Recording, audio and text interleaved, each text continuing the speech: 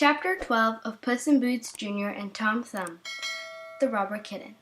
"That's a nice-looking house over there," said Tom Thumb.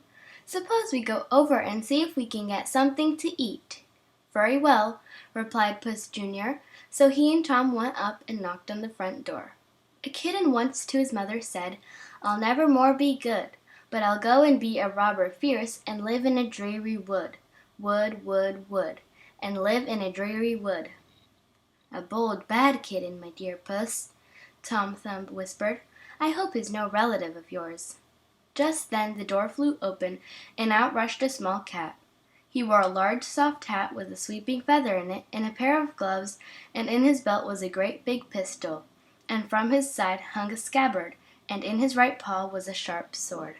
It was a good thing he didn't see Puss and Tom, for he might have done something dreadful for all I know. "Let's follow this gay young kitten," suggested Tom Thumb.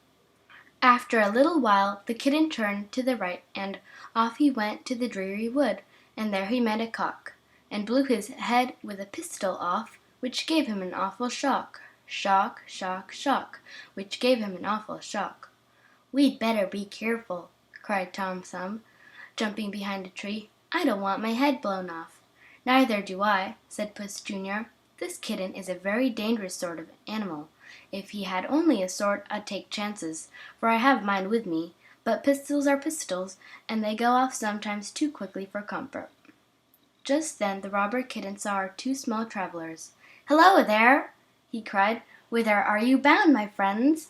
"We are in search of adventures," replied Puss. "Hold up your hands!" cried the robber kitten. "I'm in search of plunder."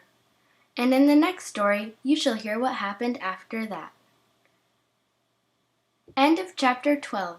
Recording by Lily.